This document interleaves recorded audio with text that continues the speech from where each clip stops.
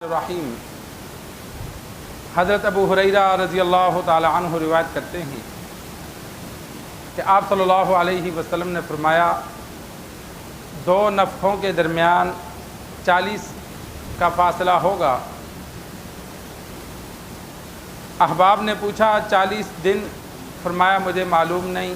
40 مہینے؟ آگے سے جواب دیا مجھے معلوم نہیں۔ 40 سال؟ فرمایا مجھے معلوم نہیں۔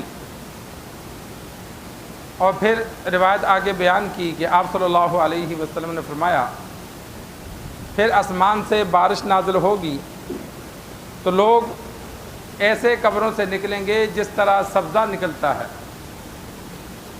اور آپ صلی اللہ علیہ وسلم نے فرمایا انسان کی جسم کی ہر چیز بوسیدہ ہو جاتی ہے سوائے عجب الضم کے کہ وہ بوسیدہ نہیں ہوتی، اسی کے ساتھ سارے جسم کو جوڑ دیا جائے گا۔ سرکار دو عالم صلی اللہ علیہ وسلم نے دو نفخوں کے درمیان پہلے سور پھونکا جائے گا تو ہر چیز فنا ہو جائے گی، سوائے اللہ کے کوئی چیز بھی باقی نہیں رہے گی۔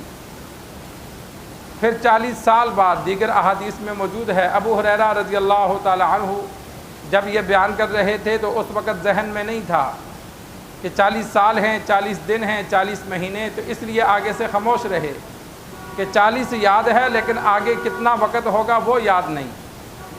تو احادیث میں موجود ہے 40 سال، اگلے نفخے تک یہ 40 سال کا وقفہ ہوگا اور آسمان سے شبنم کی طرح بارش برسے گی تو ریڑھ کی ہڈی کا کنارہ عجب الضم جہاں جانور کی دم ہوتی ہے، دم کا جو جوڑ ہوتا ہے وہ ریڑھ کی ہڈی تمام مخلوقات کی، آپ صلی اللہ علیہ وسلم نے فرمایا انسانوں کی بھی وہ ریڑھ کی ہڈی کا جو جوڑ ہے، باقی جسم مٹی میں مل جاتا ہے، کیڑے مکوڑے کھا جاتے ہیں، بوسیدہ ہو جاتا ہے، لیکن وہ ریڑھ کی ہڈی کو اللہ باقی رکھتا ہے۔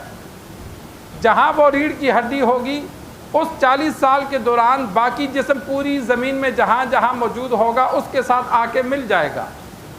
پوری زندگی میں جہاں جہاں بال کاٹے، جہاں جہاں ناخن کاٹے، وہ سارے اس کے ساتھ آ کے مل جائیں گے۔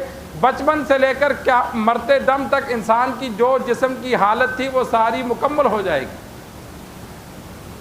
اور آپ صلی اللہ علیہ وسلم نے فرمایا جب دوبارہ سور پھونکا جائے گا تو زمین سے اس طرح آرام سے باہر نکلیں گے جس طرح سبزہ آرام سے نکلتا ہے، کہ بڑے آرام سے پورا جسم لوگوں کا تیار ہوگا اور آرام سے یہ باہر نکل آئیں گے۔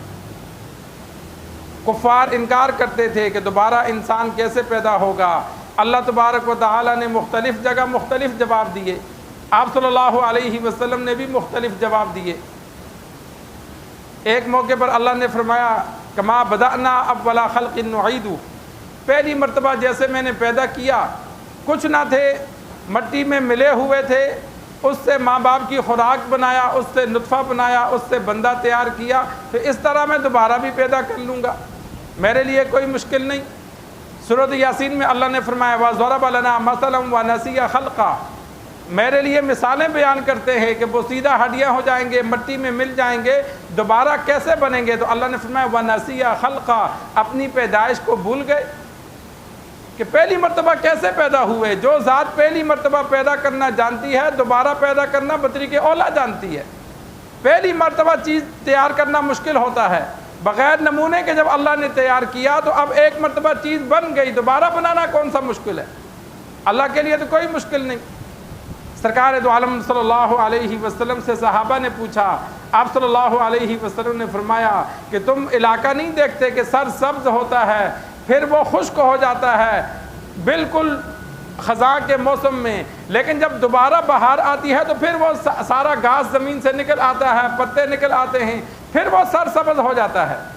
تو جس طرح گھاس ختم ہو کر اللہ دوبارہ لگاتا ہے، پھل دوبارہ لگاتا ہے، اسی طرح انسانوں کو بھی اللہ دوبارہ زندہ کرے گا۔ پوری زمین پر جس طرح ہر سال فصل اگانا رب کے لیے مشکل نہیں، تو انسان کو دوبارہ پیدا کرنا بھی مشکل نہیں۔ تو مختلف جوابات احادیث میں دیے گئے۔ تو پہلے سور کے پھونکنے کے بعد 40 سال کا وقفہ ہوگا اور 40 سال کے بعد دوسرا سور پھونکا جائے گا جس سے تمام مخلوقات پھر زمین سے باہر نکلیں گی۔ باہر کیسے نکلیں گی، کیا منظر ہوگا، کل انشاءاللہ ذکر ہوگا۔ اللہ سے دعا ہے اللہ ہمیں دین سیکھ کر سمجھ کر آخرت کی فکر رکھنے کی توفیق عطا فرمائے۔